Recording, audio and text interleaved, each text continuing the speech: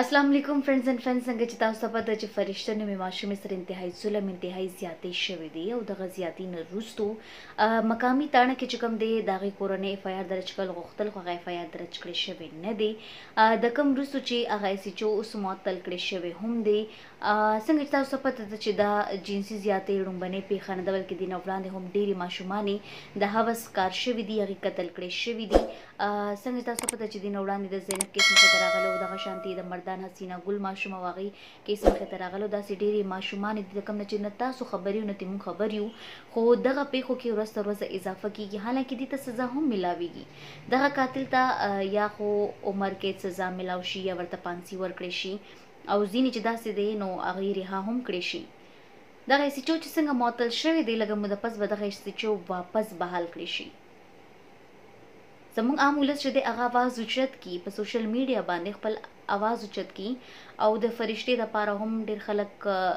سړکونو ته راوتي دي احتجاجونه کړي دي زینب دپاره هم ډېر خلک راوتي وو انصاف یې غوښتلو او انشاءالله فرشتې ته به هم انصاف ضرور ملاویږي او انصاف خو به ملاویږي خو موږ غوښتنه دا کوو چې دې ته مثالي انصاف ملاو شي دغه قاتلانو ته خو سزاګانې ملاویږي خو په دې پیښو کې کمی نه راځي دغه پیښو کې کمی ولې نه راځي د دې غټه وجه دا ده چې دې قاتلانو ته عبرتناکه سزا نه ورکړی کېږي عامه سزا د پانسي د کې د بس جي میلاو شو ورته خو عبرت یې هېڅوک هم نه اخلي که زموږ په دې ملک کې زموږ په دې ریاست کې د جنسي زیاتی کوونکو په ضد داسې اقدامات وکړي شي داسې عبرتناکې سزاګانې ورته ورکړي شي داسې عبرتناکې فیصلې وشي چې د عبرت نه ډکې وي نو کیدای شي دغه شانتې کمې پیښې چې کمې دي دې کې کمې ضرور راشي زه دا مطالبه کوم چې د لوبو میدانونه خو دې بس ته پرېږدي موږ اوس یو داسې میدانونه غواړو داسې لوی میدان موږ غواړو چېرته چې د جنسي زیاتي کوونکي کم تن دی کم قاتل چې کم دی کم ظالم چې کم دی کم حیوان چې کم دی کم شیطان چې کم دی چې دغه شیطان ته څنګه چې د کرکټ سټیډیم وي دغه شانتې یو لوی میدان کې دغه ته سریام پانسي ورکړی شي سنسار کړی شي په کاڼو وویشتلی شي په عام ولس په لاسو باندې د کم ماشوم چې دی کم سره چې دی زیاتې کړی دی د هماغه مور او پلار د لاسه دغه قاتل چې کم دی په کاڼو په ګزارونو باندې مړ کړی شي دې ته د پانسي هم ورکړی شي عبرتناکه او مثالي سزا دې ته ورکړی شي د دې لپاره دې داسې قانون جوړ کړی شي چې دغه سریام پانسي ورته ورکړی کیږي نو دې پیښو کې به دې واقعانو کې به ډېر زیات د ډېر حده پورې کمی راشي که تاسو زما دې خبرې سره اتفاق لرئ نو ویډیو شیر کړئ مننه السلام علیکم فرینډز اینڈ فرینډز یو ولس کلنه فرشته نومې ماشومه چې تعلق یې د ضلع مومند سره دی او اوسیدونکې د اسلام آباد چک شهزاد وه په 15 مۍ باندې اغوا کړې شوې وه د کوم وروستو چې د هغې کور والا په مقامي پولیس سټیشن کې اف آی آر درج کول غوښتل خو د هغې اف آی آر نو درج کړی شوې 4 ورځو بعد د فرشتې نومې ماشومې لاش موندل کېږي په ځنګل کې فرشتې نومې ماشومې سره هم جنسي زیاتې شوې د روجې په دې زبرګه میاشت کې هم د ماشومانو سره دا قسمه پیښې مخې ته راځي دا قسمه جنسي زیاتې ورسره کېږي دا قسمه ظلم کېږي بچي که د پښتنو وي که د پنجابیانو وي بلوچیانو وي سیندیانو وي وټ ایور د کم کام سره چې هم تعلق لري د ماشومانو سره جنسي زیاتې کولو درد د غم تکلیف یو برابر دی او زه ټولو ته دا خواست کوم چې تاسو ټول یو موټی شئ خبره د ماشومانو ده دې کې یو کېدل پکاري او فرشته د مومند ضلع سره تعلق لري نو زه ټولو پښتنو ته پښتانه په غیرتمندو کې یادېږي په غیرتیانو یادېږي مشهور په دې دي نو زه ټولو پښتنو ته او په خاصه توګه باندې قبایلي عوامو ته دا خواست کوم چې تاسو ټول یو موټی شئ د فرشتې دپاره اواز اوچت کړي په سوشل میډیا باندې خپل اواز اوچت کړي دې نه علاوه که څوک څه قسمه اواز اوچتولی شي هغوی خپل اواز اوچت کړي په هر فورم چې وي تاسو خپل اواز اوچت کړئ د فرشتې قاتل دا قاتل چې کوم دی دا ظالم چې کوم دی دا شیطان چې کوم دی دغه شیطان دغه قاتل دغه ظالم ته د سریام پانسي ورکړی شي هغې ته د عبرتناکه سزا ورکړی شي د قانون دایرې نه د بهر یې ته سزا ورکړی شي که داسې ظالم ته د قانون دایرې نه بهر سزا ورکړی شو نو کیدای شي په داسې قسمو پیښو کې کمی ضرور راشي زه تاسو ټولو ته دا خواست کوم چې تاسو خپل اواز اوچت کړئ او دغه قاتل دغه ظالم ته سریعان د پانسي ورکړي شي. دغه مطالبه زم کومه او دا مطالبه تاسو مو کوئ. مونږ ټولو له یو کېدل پکار دي. زه ټولو پښتنو ته ټولو وروڼو خویندو ته دا خواست کوم چې زما دا میسج تاسو کوم دی دا تاسو خور کړئ او تاسو هم دا مطالبه وکړئ چې دغه شیطان ته د سریعان پانسي ورکړي شي، دا د ګیر کړي شي. او سوال چې کوم د اسلام آباد په پولیس باندې موچتېږي چې هغې FIR ولې نو درج کړی، د اسلام آباد دارالحکومت کې ولې نه درج کیږي؟ د داسې قسمه FIR ولې نه درج کیږي؟ دغه SHO چې کوم دی د دغې نه یې تپوس وکړی شي، دغه د برطرف کړي شي، دله دې هم سزا ورکړی شي او دغه قاتل زر تر زره ونیول شي. ستاسو ټولو ډېره زیاته مننه. زما دا میسج خور کړئ او یو اواز شئ. مننه. मासूम बच्चे थे.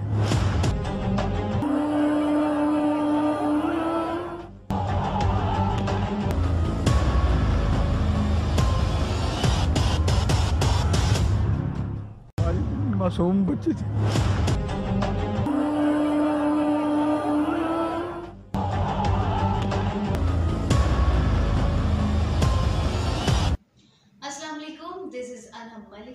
امید لرم چې تاسو ټول په روغ جوړ او خوشاله یئ. قدرمنو کتونکو، د ترهګرۍ د مخنیوي عدالت جج شیخ سجاد احمد د قصور د بې قصوره شپږ کلنه زینب په قتل کیس کې چې کوم ککړ مجرم دی عمران علي هغې بلیک وارنټ جاري کړی دی. د کوم نه پس چې بې رحمه مجرم لاهور په سینټرل جیل کې په 18 اکتوبر چې دی هغه پانسي کولی شي. شپږ کلنه زینب چې کومه ده د قصور بې قصوره ماشومه وه، شپږ کلنه وه. دا په داسې حال کې دې سره داسې واقع وشوله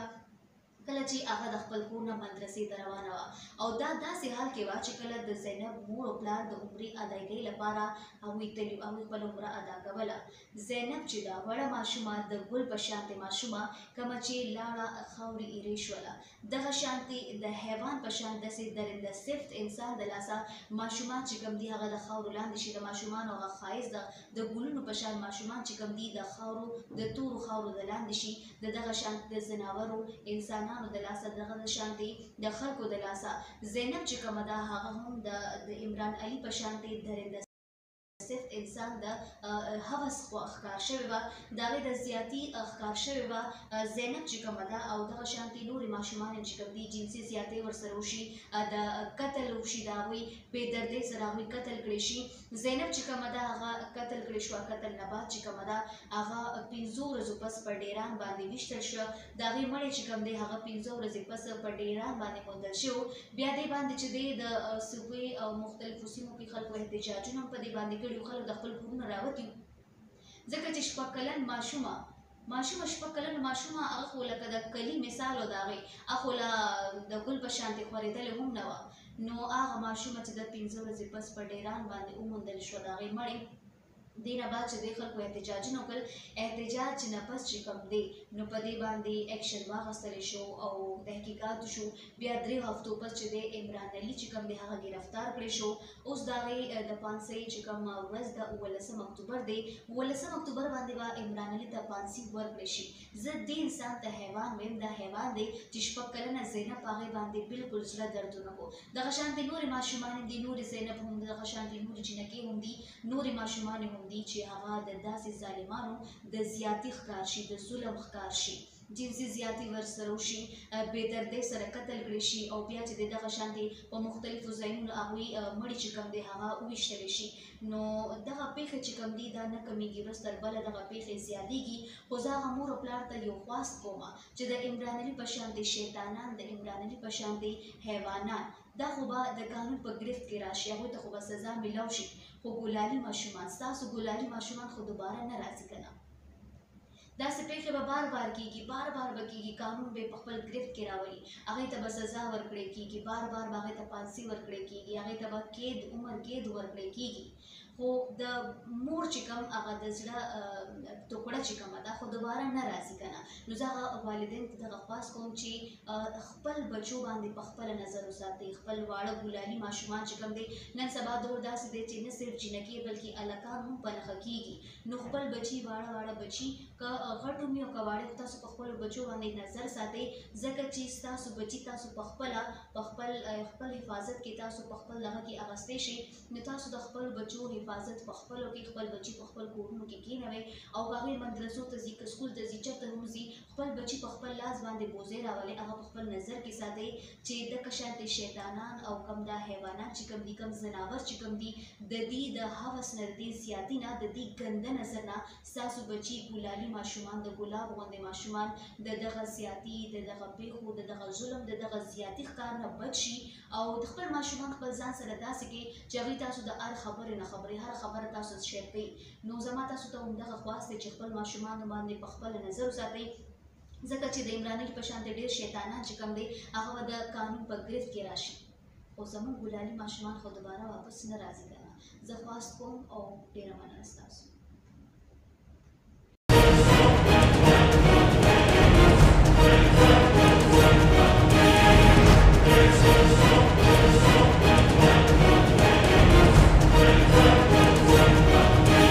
ईद कुर्बा आते ही मवेशी मंडियां सज चुकी हैं, साथ ही साथ कांगो वायरस ने भी सर उठा लिया है।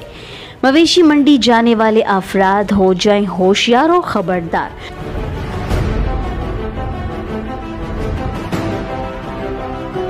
क्योंकि हर साल की तरह इस साल भी है कांगो वायरस के हमले का खदशा बरकरार।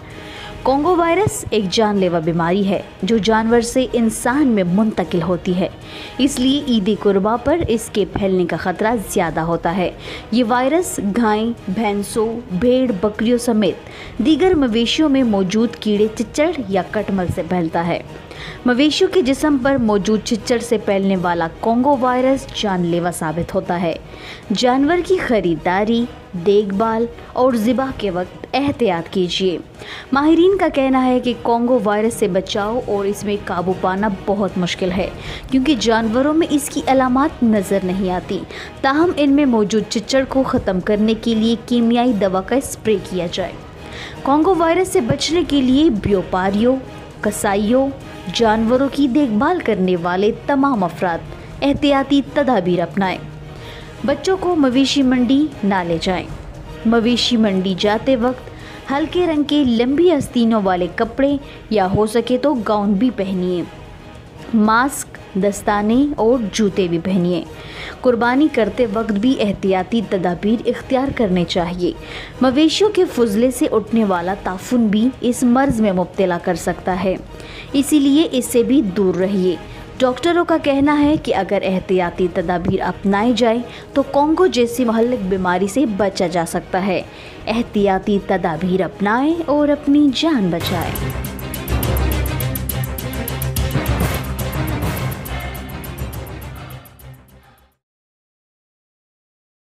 कोरोना वायरस से डरने की ज़रूरत नहीं बल्कि एहतियाती तदाबीर अपनाने की ज़रूरत है। एहतियाती तदाबीर अपनाएं, अपनी और दूसरों की जान बचाएं। एहतियाती तदाबीर: ज़्यादा पानी पिए। आपको 8 से 10 घंटे तक आराम करें। साबुन और हाथ धोइए। हजूम, भीड़, गले मिलने और हाथ मिलाने से गुरेज कीजिए। मास्क का इस्तेमाल यकीनी बनाएं। ज़्यादा प्रोटीन वाली ग़िज़ाएं मसलन गोश्त, मछली, मुर्गी, अंडे वगैरह इस्तेमाल किया करें। विटामिन सी वाले फल मसलन माल्टा, लीमू, कीनू वगैरह खाइए। खुराक अच्छी तरह पकाएं। धूप में ज़्यादा बैठा करें। छींक और खांसी की सूरत में मुंह को ढांपिए। गैर ज़रूरी सफ़र से गुरेज कीजिए। इन एहतियाती तदाबीर को दूसरों तक पहुंचाने में अपना किरदार अदा कीजिए। शुक्रिया।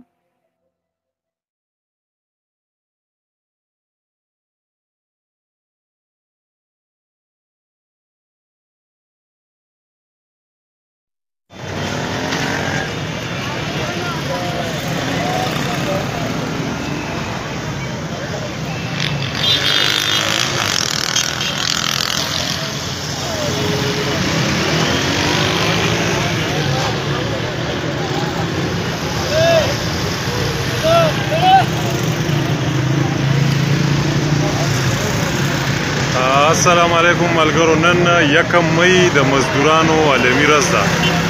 دا وخت زه د اسلام آباد په تراملي چوک کې ولاړ یم چې دلته کې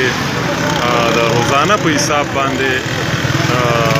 بې شمېره پښتانه مزدوران راځي او د دې ځای نه مختلفو ځایونو ته بیا مزدورۍ له ځي. اوس زه د ریډیو پاکستان د خبرونو نه رالم. په خبرونو کې مې هم وویل چې نن د مزدورانو عالمي ورځ کولی شي. حکومت په دې حوالې سره مختلفو فورمونو نه د مختلفو پروګرامونو بندوبست کړی دی چې په هغې کې به دي د خیر ښېګړې دپاره هم اعلانات کولی شي. نو موږ سره دلته مزدوران موجود دي. د مزدور ورور نه به تپوس کوو چې د خپلې ورځې په حوالې سره څه وایي. وروره نن ستاسو ورځ ده، نن د مزدورانو عالمي ورځ ده. ته دلته کې څه ټایم راغلی او ته په دې حوالې سره څه ویل غواړې؟ یاره مونږ خو الله ول د دې خپلې ورځې نه هم نه خبر چې زمونږ داسې ورځ ده، خو د مزدورانو لا توجه پکار ده چې څو خلک یې ورکړي. د مزدورانو ډېر بدل دی په چوک، روزګار وله پکار دی. او نور به زه څه ویم یاره مونږ لکه انپړه خلک یې څه دغه را سره نشته، خو به یې لکه د مزدورانو هېڅ حیثیت نشته په پاکستان کې. خاص کر د مزدورانو ډېر بدل دی او لکه د هر طرف نه لکه مزدور ته هر یو طبقې والا سړی مزدور ته سپک ګوري او مزدور یو غلام غوندې کې زندګي ده د مزدور. او د حکومت نه څه غوښتنه کوي؟ حکومت نه د روزګار غوښتنه ترې موږ کوو چې موږ له روزګار راکړي. او بس دغه غوښتنه. د کومې پارټۍ سره تعلق لرئ؟ چا له دې ووټ ورکړی؟ یاره چې زموږ د حق پارټۍ سره دغه دی پارټۍ مارټۍ خو داسې حساب دی چې څوک هم داسې نشته چې سړی پسې لاړ شي. خو چې کوم سړی ښه د ملک دپاره ښې فیصلې او ښه دغه کوي هغه طرف ته زموږ دغه دی.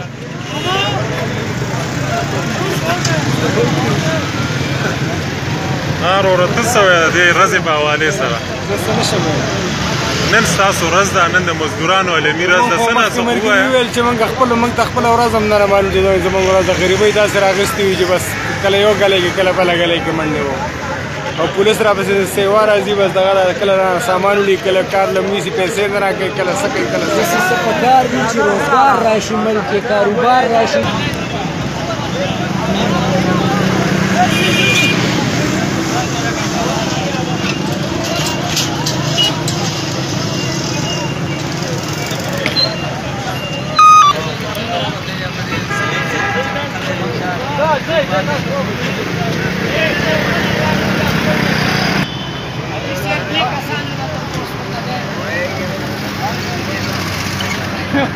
خوښ ولاړه یاره سړي خفه دي ټول یاره.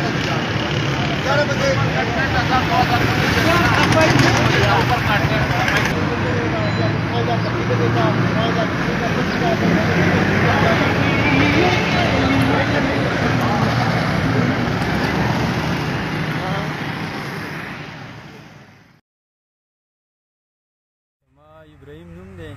او د کامران کلي اوسېدونکی یم، د تغبې کامران کلي. او دا سټابري کلو د ډېر وخت نه 15 کاله وشو چې موږ د سټابري کار کوو. بل لکه د بره د دیر نه بوټي راوړو او دلته بیا کرو. کم از کم لکه 15 کاله زموږ وشو سټابري کرو. او لکه پلار د نیکه د وخت زموږ دا قصب دی لکه موږ زمینداره کوو، کو د خټکو ده او کو د سټابري ده. لکه موږ څه 15 جربه دا خټکي دي او 10 جربه دا 3 جربه چې دا زموږ سټابري دار کالي موږ کرو. لکه وخت سر میاشتې دا موږ راوړو دلته وکرو او بیا چې دی نو دا لکه په دې 4مه میاشت کې د دې دا 4مه میاشت روانه ده چې دا موږ کرلي دي. اوس دې دانه چالو کړه دا به روجې پورې رسي. لکه روژه کې به دا ورننوځي. دا کومه چې ده ډېره په دې جنډۍ کې ده، په تغبې کې ده. لکه د تغبې څخه کامران کلی دی، خوا حاجي عبدالرحمن کلی دی دلته ده. او لکه لاهور ته هم ځي، اسلام آباد ته هم ځي، موږ ته خو لکه بټخېلي ته هم ځي. لکه هر ځای ته ځي که نه موږ له کسان راځي پیکینګ کوي او هغوی بیا بار لیږي. مارکېټ نشته، منډۍ نشته دی چې لکه هغې ته خلکو وړلی او په هغې کې خرڅېدلی. د دې بس دا روډ والا ګاګ دی که دوی واغېستله نو خرڅه به شي، لکه هغه کار مار بیا وچلېږي. که دوی وانغېستله او بس دغه نو بیا په پټي کې پرته وي، که څښا کېږي او په هر څه کېږي. داسې پوزیشن یې نشته لکه چې منډۍ. د دې یو منډۍ په کار ده چې منډۍ ته یې ویسو اول ته خرڅېږي، لکه څنګه چې د خټکو ده، ټماټرو ده، بینډو ده. نو چې دغه رنګ د دې منډۍ بیا نو دا به بیا په بره تلې لکه د دې منډۍ نشته نو دا ورځ په ورځ لکه د بازار والا روډ والا خوښه ده ورځ ته ورځ پټو ته راځي او ورځ ته ورځ به 100 روپۍ دا سږکال بار ډېر زیات دی ښه ډېر زیات بار دی پکې سټابري ډېره ډکه ده سټابري سږکال ښایسته هم ده ډېره ده پکې او لکه ښه برابر لکه دانې هم غټه ده روډ والا هم ښه خوشحاله دي ریټ خو یې 80 روپۍ ده نن سبا په 80 خرڅېږي په 150 هم وه بس ورځ ته ورځ به 10 ورځو کې 80 لوس راغله خو بار داسې افغانستان او دې ځایونو ته موږ نه ده لیدلي لکه موږ نه لاهور ته تللې ده پینډۍ ته ځي بټخیلې ته تللې ده سوات ته تللې ده لکه داسې څوک یې ځان له وړي نو پیک فیصل آباد ته رانه نن تللې ده بس ته ورځې ورځې کسان بس راځي بابل بونیر ته لاړل بس دې ځایونو ته ځي خو بار اسباب اوسېدونکي وو او نوم یې رحمت علي دی او دا سټابري ګیدنه دا خو په ډېرو سیزونو کې فایدهناکه ده او خلک یې ډېره زیاته خوښوي نو د دې وجې نه مونږ دغه او بیا نو انشاءالله بس دغه کېږي چې خزمانۍ وکړو اورې ګوډونه ولې وکړو او صفایانې مپایانې چې صفای ساتي که نه د خیره دا ډېر ښکلی کار کوي 3 میاشتې 3 نیمې میاشتې 2 میاشتې دغه اړی کار کوي خو چې دا ګیا پکې لږه غټه شي که نه نو بس بیا دغه ده چې ګیا یې رانه ګیره کړي نور کې که د صفایي مپایي کوي بیا دا ډېر ښکلی کار کوي نه راوړو دیر میر نه راځي داسې دا دغه شوله سواړۍ شوله دغه ځایونه دي که نه په دې جبو مبو کې میلاویږي خو هلته کم دی د دې پکلې کېږي خو هلته دا نه کرلی کېږي دا واقع صرف دا ځمکې دي دا د خوا او شا کې دا ښکته ځمکې نه دي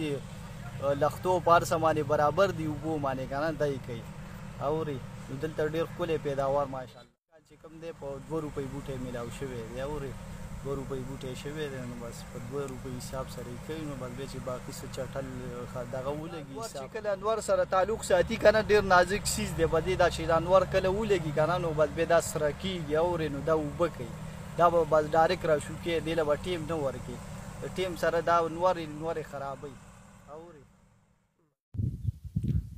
بسم الله الرحمن الرحیم السلام علیکم زه د خپلو ټولو ملګرو اوریدونکو ته نن په داسې میسیج ورکول غواړم چې هغوی ته به کنفیوژن وي د روان پوسټونو کوم چې په NTS باندې صوبایي حکومت اناونس کړي دي چې د دې ټسټونو په باره کې زیاتره ملګري په دې کنفیوژن کې مبتلا وي چې دا به د کوم ځای نه راځي یا به دا څنګه راځي د دې لپاره مختلف قسمه ګایډونه په بازار کې خرڅېږي خو زما د خپلې تجربې مطابق ما چې کوم ټیسټ ورکړی و تېر کال او په هغې کې زه سلیکټ شوی یم په CT پوسټ باندې نو څومره چې ګورنمنټ بکس دي د 6 کلاس نه والا د 8 کلاسه پورې نو دا د PST پوسټ لپاره CT پوسټ لپاره او د DM پوسټ لپاره پکې بیا د DM بکس ډېر زیات د دې لپاره ریکمنډ چې د هغې نه ټول زیات ابجیکټیو راځي د ساینس سبجیکټس 25% مارکس وي هغه د ساینس د 678 بکس نه راځي او د میتھس د 678 بک نه 25% مارکس پوره په پوره راځي د دې نه د CT ټیسټ او د PST او DM دا ټول ټیسټونه ته کور کیږي د SST لپاره د 9 10 او د فرست ایئر سیکنډ کورس ډېر زیات ضروري وي د SST بایو کیمستري لپاره د بیالوجي او کیمستري بکس او د جنرال لپاره د انګلیش بکس ډېر زیات ضروري ځکه وي چې په هغې کې 50% انګلیش وي او د جنرال لپاره چې کوم جنرال بکس پاک سټډي ګورنمنټ سکولونو کې موجود ده نو د هغې نه جنرال ابجیکټیو ټول زیات کور کېږي د ټول سبجیکټس لپاره نو دغه بکس ریډ کول پکار دي او د میتھس فزیکس لپاره د میتھس فزیکس د 9 10 او فرست ایئر سیکنډ ایئر بکس ډېر زیات اهمیت لري چې هغه وکتلی شي نو د هغې نه ټیسټ ټول کور کېږي نو کنفیوژن هېڅ پکې نشته دی او کم بکس چې ګایډونه چې په بازار کې خرڅېږي د هغه بس ټیسټ یو بزنس دی هغې کې دومره څه امپارټنټ سبجیکټیو نشته دی چې د هغه ټیسټ کې راشي دغه سرکاري کم ګورنمنټ بکس چې دي د دې نه ټول ټیسټ کور کېږي نو ټول ته چا چې مې اپلای کړې ده د هغوی له پکار دي چې دغه بکس ریډ کړي او ویې ګوري ښه په تفصیل سره ایکسرسایز باندې به تش تاسو توجه نه کوئ چې ایکسرسایز کې کم فیل ان د بلینکس یا کوېسچن یا هغه نه د ساینس بکس چې څومره په هغې کې لیکل وي د لاول نه والا اینډه پورې ټول سټډي کول او بیا ایکسرسایز داسې ټول بکس ښه تفصیل باندې ځکه چې په هغې کې کوم کوېسچن راځي نو کنسپچوال کوېسچن او هغې بلکل یو لاین ته د ټاپک نه راغستي نو د هغې لپاره ټاپک ښه صحیح ریډ کول دا ډېر زیات ضروري دی او ساینس بک چې تاسو کله سټډي کوئ نو د هغې نه د ابجیکټیو داسې به تاسو ګورئ چې تاسو یو لاین سټډي کوئ په هغې کې لیکلي چې مطلب تاسو یو ټاپک سټډي کوئ د کیمستري نه پکې یو سټډي کوئ چې زموږ سره ایټم دا سمالست پارټیکل اف میټر دی. چې دی په کوم لاین کې لیکلي دی نو به تاسو خپله باندې ځان له ابجیکټیو جوړوئ چې په دې کې ماته ایټم هم په ملټیپل چوایس کې راتلی شي، په دې کې ماته میټر هم په ملټیپل چوایس کې راتلی شي. دغه شان دی کې فار ایگزامپل یو سبسټانس تعریفي کړي چې سبسټانس زموږ سره سمال پیس اف میټر دی او دا په فیور فارم کې دی. نو په دې کې مختلف قسم ابجیکټیو جوړیږي. په دې کې دا ابجیکټیو هم جوړیږي چې سبسټانس زموږ سره څه څیز دی نو تاسو یې چې دا پیس اف میټر دی د مادې یو حصه ده او یا داسې راتلی شي چې دا په فیور فارم کې په ایم فیور فارم کې. نو دغه شان دی کې به کمپلیټ سټډي کمپلیټ فوکس په ټاپک باندې ورکول پکار دي. د میتھس په حواله سره چې څومره اگزامپل دي نو اگزامپل یې بالکل صحیح پسې حل کول پکار دي ځکه چې ټول ایکسرسایز وروسته په دې اگزامپلو باندې نو زیات تر فوکس اگزامپلو او بیا د هغې نه وروسته ایکسرسایز په هغې باندې حل کول پکار دي. میتھس کې چې څومره فارمولې دي که هغه د انټیګرز په باره کې دي، هغه د نور جیومټري کې کمې فارمولې دي، سکویر دپاره کومه فارموله ده یا سلنډر معلومول لپاره والیوم یا د هغې ایریا نو دغه فارمولو باندې فوکس ورکول پکار دي. تش رټه سیسټم نه چې تاسو یو فارموله په یادو باندې داسې یو بیا پرې وروسته پوهېږئ نه چې هلته ته کوېسچن بدل کړي او تاسو بیا په هغې کې پوټینګ نشئ کولی. نو فوکس زیات تر په خپل کنسپټ کلیر کول چې ستاسو کنسپټ کلیر شو نو که د میتھس ته راځي نو بیا تاسو له کوېسچن راځي نو چې فارموله او په هغې ستاسو کنسپټ کلیر وي نو تاسو ته به هېڅ قسمه مسله نه وي په ابجیکټیو پیل کولو کې حل کولو کې. او بل لا خبره چې د ډي ایم پوسټ نو په هغې کې خامخا د ډي ایم بکس سټډي کول پکار دي ځکه چې په هغې کې کم سیکشن وي د 30 مارکس یا د 25 مارکس نو هغه د ډي ایم د بکس نه راځي. دغه شان دی کې د پی ای ټي پوسټ نو د هغې لپاره چې کوم د هغې ریکمنډ بک دی ایچ پي یو والا نو هغه ورسره خامخا کتل پکار دي. کم سلیبس چې ان ټي ایس په سایډ باندې موجود وي چې ټیسټ په دومره پرسنټ د هر یو دپاره وي نو په هغه څیزونو باندې فوکس ورکول پکار دي. او زیات تر د میتھ ساینس ابجیکټیو او انګلیش ګریمر چې جنرل کم پای کې آرټیکلز راځي وغیره نو هغې له خامخا ټایم ورکول پکار دي چې ابجیکټیو په حل کولو کې اساني وي. د کال 2013 ټاکنو نن یو کال پوره شو. 15 جولای یعنی نن که یو طرف ته ټول ملک کې د اپوزیشن جماعتونو لخوا د تورې ورځ په توګه مانځلې کیږي نو ولې بل اړخ ته تحریک انصاف دا ورځ د یوم تشکر په توګه مانځي. د اپوزیشن لخوا د ملک ټولو لویو وړو ښارونو کې جلسې هم شوي. د پیښور رنګ روډ باندې هم د اپوزیشن جماعتونو یوه لویه غونډه شوې چې پکې د مختلفو پارټیانو مشرانو په ګڼ شمېر کې ګډون کړی. د سیاسي جماعتونو مشرانو ویلي چې په 15 جولای کال 2013 کې مخصوص خلکو د دوی په حق ډاکه اچولې وه او د دوی مینډیټ یې پټ کړو. دوی ویلي دي چې دا وخت ولس د موجوده حکمرانانو نه په مکمله توګه مایوسه شوي دي او ملکی ګرانی او بیروزګاري انتها ته رسېدلې ده. بلخوا تحریک انصاف د ملک مختلفو برخو کې د یوم تشکر لړکې پروګرامونه کړي دي او دا ویلي دي چې په دې ورځ د ولس د روایتي سیاستدانانو د ولکې نه آزاد شوی او په ملک کې حقیقي جمهوریت راغلی. دا یادولو ده چې د کال 2018 کې تحریک انصاف په مرکز او 3 صوبو کې د اتحادیانو په مرسته حکومت کې راغلی ولی اپوزیشن ګوندونو د ټاکنو په نتیجه د داندلۍ الزام لګولو.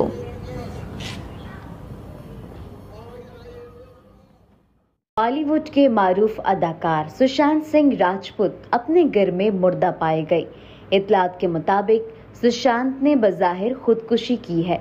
भारतीय मीडिया के मुताबिक सुशांत की लाश मुंबई में बांद्रा के इलाके में उनकी रिहाइशगाह से मिली जहां वो अकेले रह रहे थे. इत्तलात के मुताबिक इस 34 साला अदाकार के घरेलू मुलाजिम ने पुलिस को उनकी घर में लटकी हुई लाश की खबर दी. भारतीय शहर पटना में जनवरी सन 1986 में पैदा होने वाले सुशांत सिंह राजपूत ने इंजीनियरिंग की तालीम हासिल कर रखी थी और उन्होंने फिजिक्स में कौमी अवार्ड भी जीता था. बाद में उन्होंने अदाकारी की तरफ रुख किया और अपने करियर का आगाज टीवी से किया था. अदाकारी के जौहर दिखाने के बाद उन्होंने 2013 में अपनी फिल्म सफ़र काय पोच नामी फिल्म से शुरू किया जिसे नाकदीन की तरफ से काफ़ी पजीराई हासिल हुई. आमिर खान की फिल्म पीके में भी उन्होंने एक पाकिस्तानी लड़के का किरदार अदा किया था। भारतीय क्रिकेट टीम के साबिक कप्तान महेंद्र सिंह धोनी की जिंदगी पर बनने वाली film SM Dhoni the untold story में सुशांत सिंह राजपूत ने ही धोनी का किरदार अदा किया था। सुशांत के मरने की खबर सामने आते ही भारतीय सोशल मीडिया पर उनके मजाक और साथी अदाकार दुख और गम का इजहार कर रहे हैं। ډیره مهرباني دغه سوال کولو د 400 د عمرزو د دریو ورونو په قتل سلسله کې چې د DPO د اعلی سطحي کومه کمیټي JIT جوړه شوې وه هغې یو ریپورټ یعنی په 2 میاشتې پسه یعنی ورکړ. له اول خو په دې کې دومره ټیم اخیستل دا هم ناروا ده. بیا دا چې په دې کې هغه د ولس د مدعیانو زموږ د ټولې د سیاسي خلکو خبرې رښتیا شولې چې په دې کې DPO په دغه ماښام دلته نږدې ډوډۍ خوړلې ده. په دې کې لوکل تاڼه DSP تاڼهدار دا ټول ملوثو د هغو ډسمس کول د هغې معطل کول خو پرېږده تر اوسه هغې په کرسو لا نیغ ناست دي او دا پروا یې نشته دی. موږ نه پوهېږو د دې پولیس په کاروایي موږ به د دې کار چې دا دومره لیټ شو دې باندې هم موږ خفی او هم په دې باندې به موږ خپل احتجاج مزید جاري ساتو. د هغې وجه دا ده چې په دې ریپورټ د خلکو اعتماد نه کیږي. DPO په ځای دی DSP په ځای دی تاڼهدار په ځای دی مرکزي ملزم تر اوسه پورې یعنی ونه نیوی شو او هغه د وکیلانو سره رابطې کوي د هغه اکاونټونه بند نه شو. هغې ته داسې موقع برابرول کیږي چې دا کیس د خاورو لاندې کړي دا خراب کړي او مطلب دا دی چې په دې کې دا چل دی او بچو له سبق او دا هم خندا ده. داسې هم د دې مړو ډېره بېعزتي شوې ده بې حرمتي شوې ده چې په اسلام کې هم دا ناروا ده په قانون کې هم ناروا ده. د مړو سره چې بیا هغه په یو بل د پاسه غورځوه په ګاډو کې غورځوه او مطلب دا دی چې په هغو پسې کیس درج کوه چې په دې خان محترم باندې مطلب باندې په قاتل باندې دوی ګینې تیری او برید کړی دی. دا ټولې هغه ناروا خبرې دي چې په دې زموږ په شک کې اضافه کیږي او موږ په دې کې خپل ځان آزاد او مکلف ګڼو چې موږ خپل احتجاج ته مطلب دا دی چې دوامدار وساتو دا جاري وساتو. که په دې ورځ دوه کې په ننني ورځ کې د دې ریپورټ د راتګ نه پس DSP معطل نه شو او انډر ریپورټ نه شو او بلکې دا د ډسمس شي چې دا د صوبې د پولیس دپاره چې روزانه زموږ سره داسې کیسونه کیږي چې دا یو لوی کیس جوړ شي او یو مثالي کیس جوړ شي دا DPO دی نه صرف معطل شي بلکې دا دی ډسمس شي دا دی د نوکرۍ نه ختم شي DSP دی ختم شي تاڼهدار دی ختم شي. ګنې موږ به دا ګڼو چې خپل تحریک به په پېښور او اسلام آباد کې کوو او دا به ګڼو چې د پولیس زموږ جرنیل صاحب اوس هم د دې شاته د هغه ارادې سمې نه دي. نو په کار دا ده چې دغه دې فوري طور راوستی شي دا نادر او هغه دې پیش کړی شي او مطلب دا دی چې هغه دا کیس او دا لانجه دې ختم شي. نو زموږ به هله اطمینان کیږي چې نادر راولي هغوی ته خپلې ځمکې په نامه باندې د کروړو روپیو د 2 کروړه ورکړي د هغې او دغسې د مرکزي صوبایي مطلب دا دی چې کوم پیکیجونه میلاو شي او د علاقې د وطن یو عذر او یو ملامتیا چې کومه دی هغه پولیس په ځان وګڼي او هغه وشي. ستاسو ډېره مهرباني. دا خپل ناوې دې درواله زما خار د ګولو خارو کندې کندې دې کړماله د سالي مې پختون خواله بپکم دلیل مدواري زما بلبل پہ خبر دی کندې کندې کړو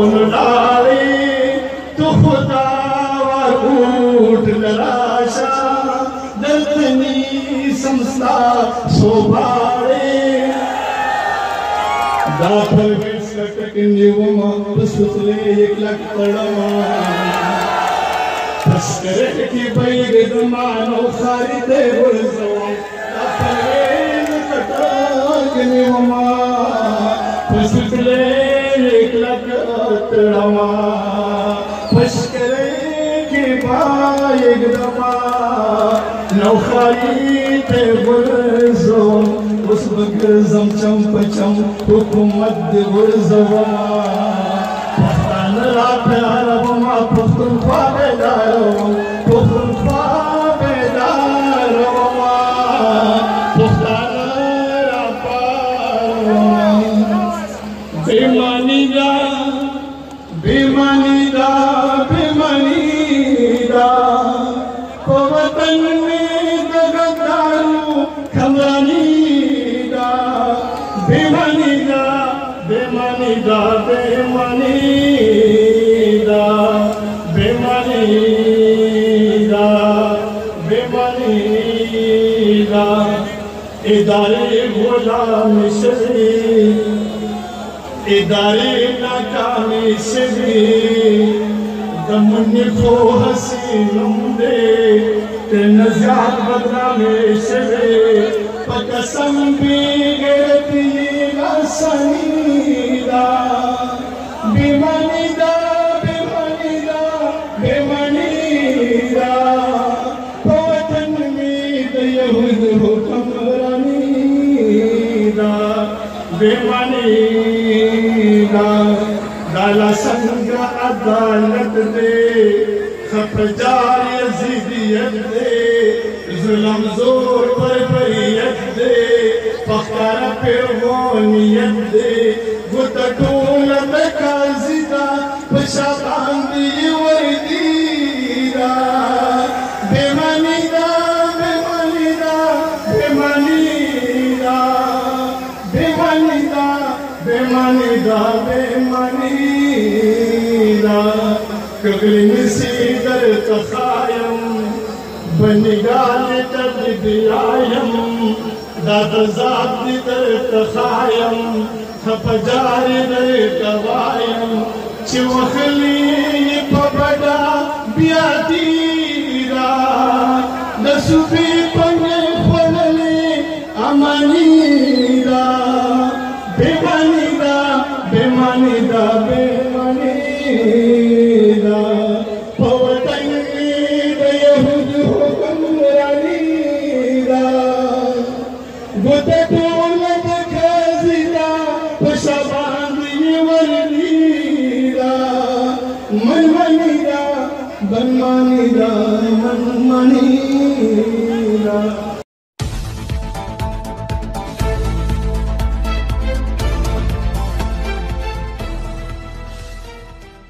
जी बिस्मिल्लाहिर्रहमानिर्रहीम सवाल دا دی چې ماسک په حالت کې موز کول دا جایز دي او که جایز نه دي نو د دې جواب دا دی چې بالکل د ماسک په حالت کې بغیر د کراهت نه موز کول جایز دي په موجوده صورتحال کې کم چې من راغلی د په حدیث کې یا زموږ د فقہی کتابونو باندې لیکلي دي چې په داسې حالت کې موز کول چې خلو او په پوزه باندې کپړای نو دا درست نه دي نو هغه د عام حالاتو په بنا باندې په عام حالاتو کې داسې کول بالکل درست نه دي لیکن د صد عذر په بنا باندې یا په دې موجوده صورتحال کې چې څنګه د کورونا وایرس دا چې کوم صورت ته نو په دې کې بالکل د ماسک په حالت کې بغیر د کراهت نه موز ادا کول دا بالکل درست دي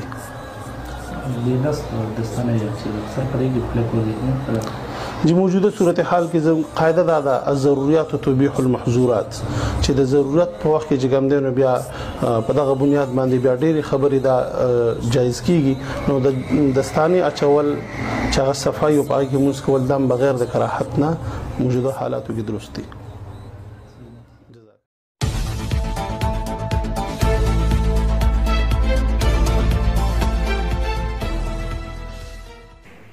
अस्सलाम वालेकुम, दिस इज़ अनम मलिक। څنګه چې تاسو ته پته ده چې د لاک ډاون صورتحال چې کوم دی هغه روان دی، د لاک ډاون سلسله جاری ده.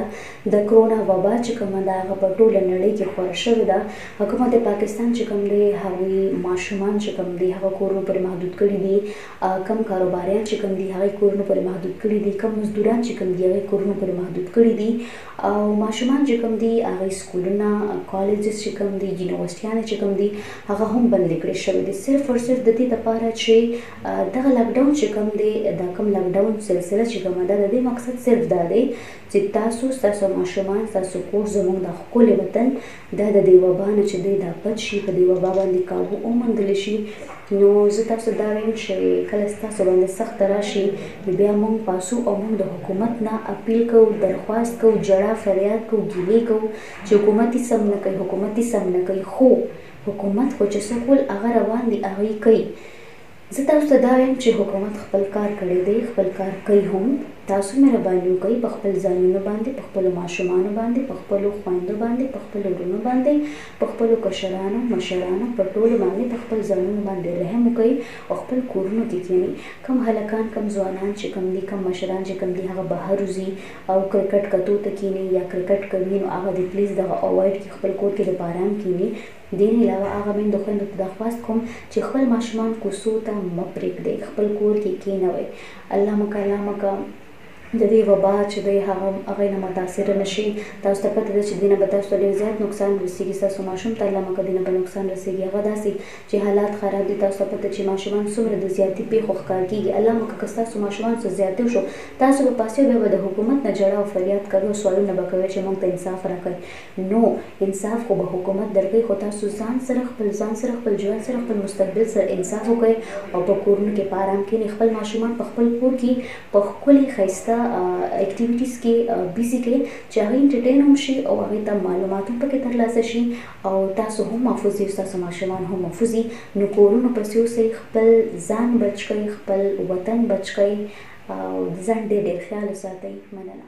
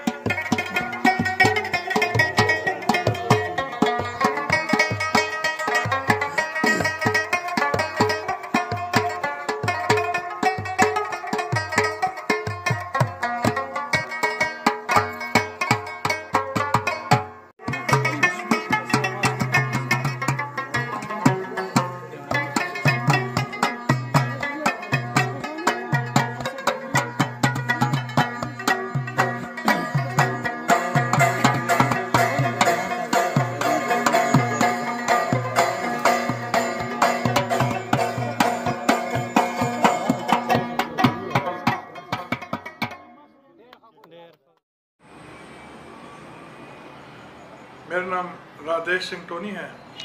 और इस खत्े का पेशावर का पैदाइशी हूँ और उम्र मेरी इस वक्त 49 साल है।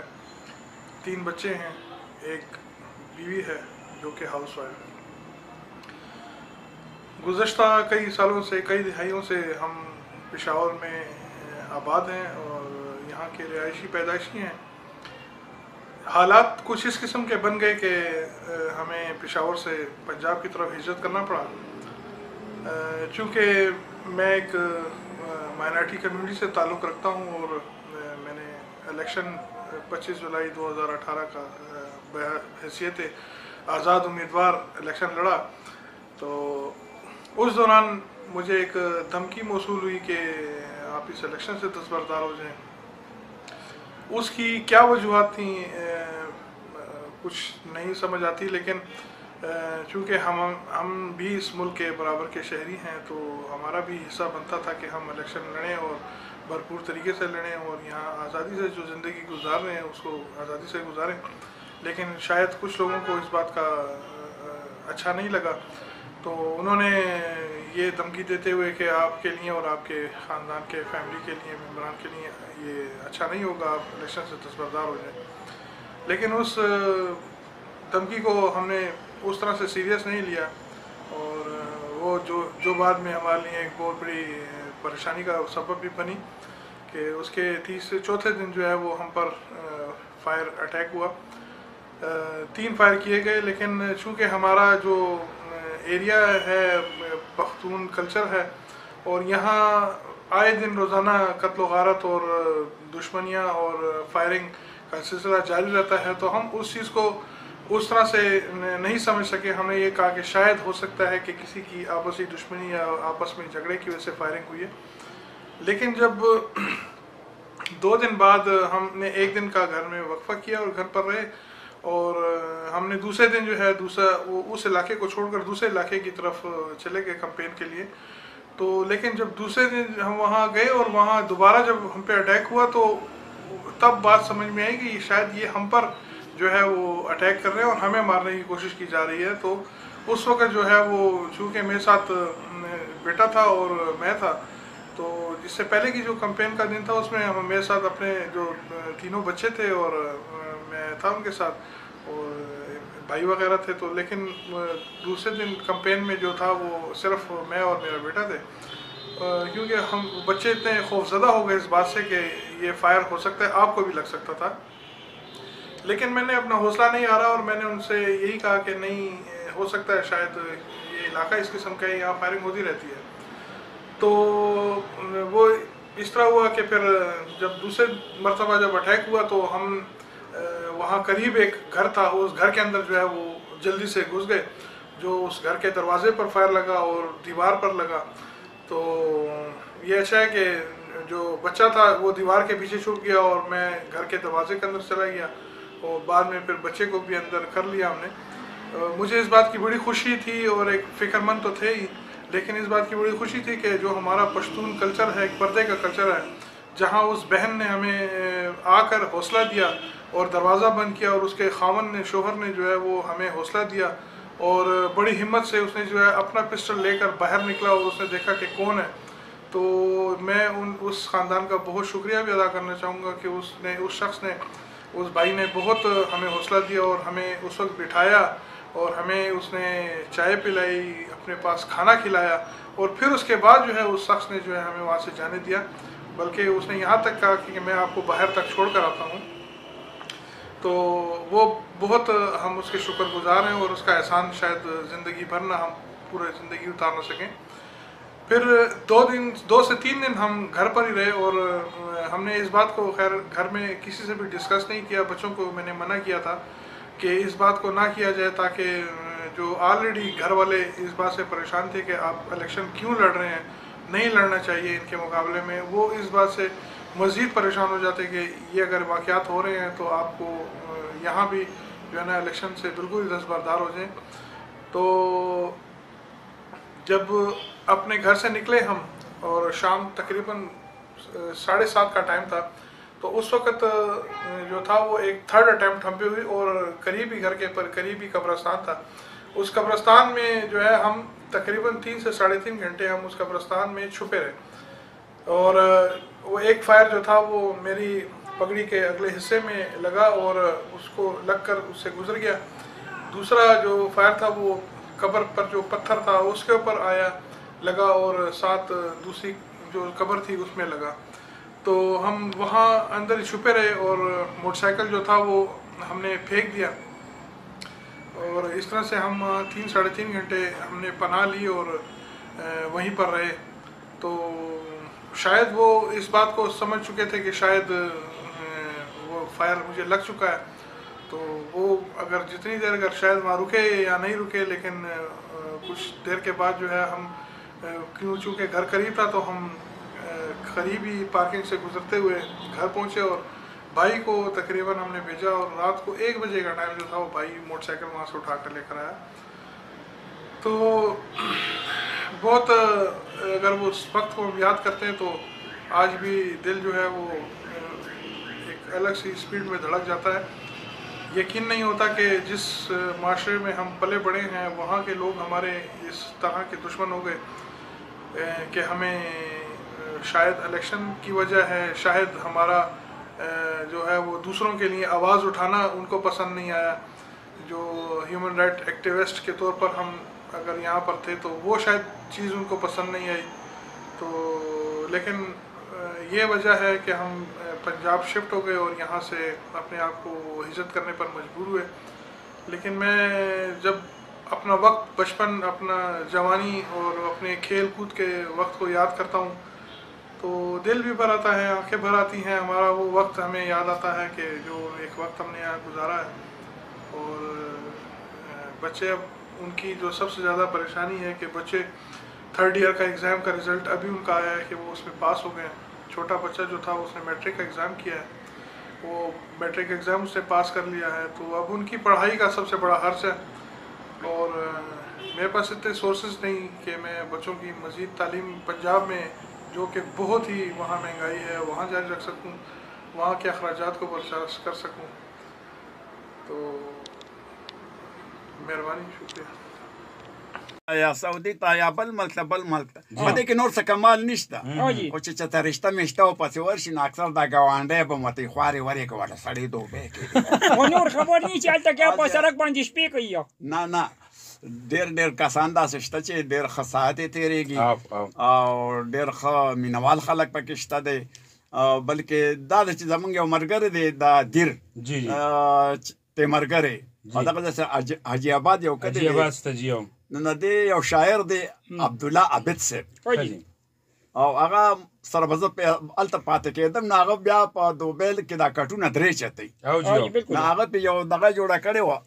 چې هر سړی په خپل کټ باندې اوده کېږي که څوک جاړي او که خاندې اوده کېږي او په دوبۍ کې زمونږ داسې زندګي ده یو وي بره 2 ته لاندې اوده کېږي او بل یو شعر لیکلی و وای دلته د یو ځای څوک د بل راغلی دلته د یو ځای څوک د بل راغلی دلته مخلوق بدل راغلی د هر مذهب نسل مخلوق راغلی د پاکستان څوک د کابل راغلی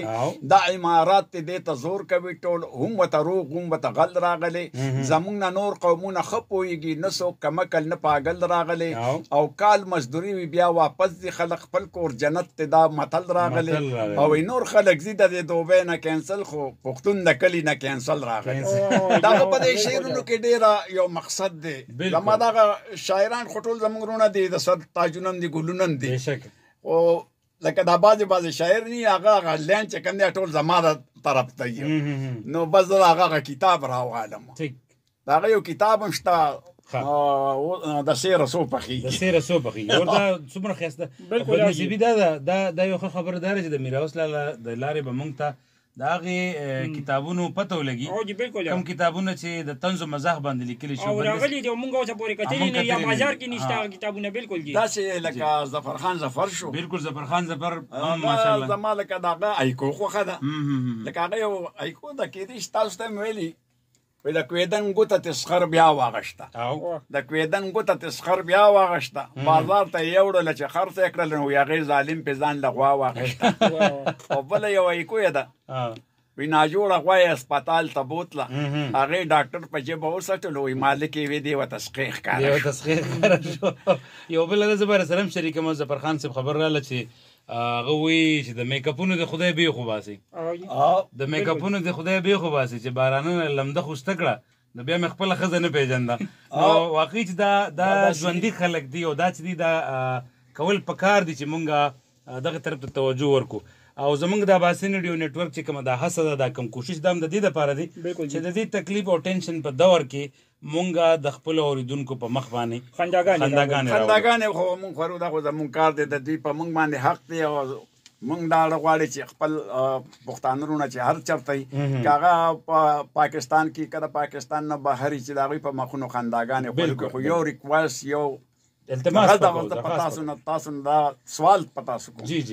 چې ارته کوئ شی مشیرم کوئ خندام کوئ ټوک و ټقالم کوئ خو په ورځ کې کم از کم تاسو چې کوم د علماو پروګرام شروع کړی چې هغه د نه مس نشي بلکل به نه مس کېږي زمونږ